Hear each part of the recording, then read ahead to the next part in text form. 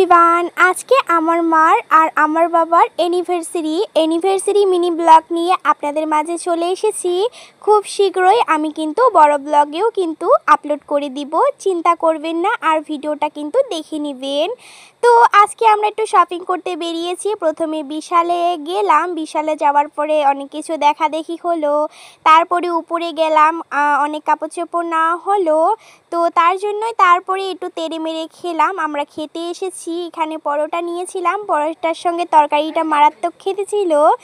আর এখানে কিন্তু জিলাপিও নিয়েছি। খাওয়া দাওয়া কমপ্লিট করার পরে আমরা কিন্তু ওই বিশাল থেকে বেরিয়ে খাওয়া দাওয়া কমপ্লিট করলাম। তারপরে এম বাজারে এসেছি। এম বাজারে আসার পরে কিন্তু তারপর এখানেও অনেক কিছু দেখা হলো, নেওয়া হলো। তারপরে কিন্তু এম বাজারের সামনে না এই ফুচকার ঠেলাটা দেখতে পেলাম। আর আমার কিন্তু ফুচকা খেতে ভীষণই ভালো লাগে, কিন্তু গাইস কি বলবো, এই ফুচকাটা কিন্তু বিচ্ছিরি খেতে ছিল, কোনো স্বাদ ছিল না, শুধু টক টক লাগছিল।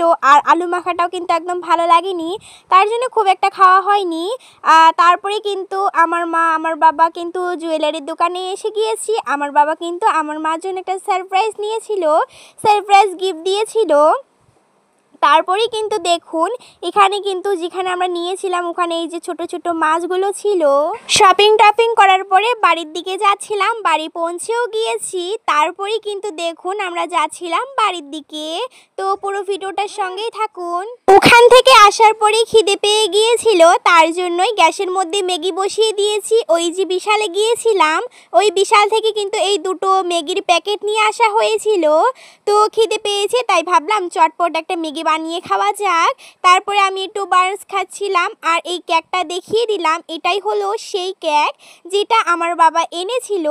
আর আমার বোনও এখানে ভীষণ কান্না করছিল। এটা কিন্তু কেকটা রাত্রেবেলা কাটার কথা, আমার বোনও এখনই কান্না করছে যে সে নাকি এখনই কাটবে। দেখুন কীরকম করে জেদ করছিল। গাইস আমি ভিডিও করছিলাম বলে আমার বাবা আবার ওকে মানাচ্ছিল যে না এখন কাটতে হবে না, রাত্রিবেলা কাটবো। সন্ধ্যাবেলা এদিকে 7টার দিকে আমি এই বেলুনগুলো ফোকাচ্ছিলাম, আমার বোনও আমাকে হেল্প করছিল।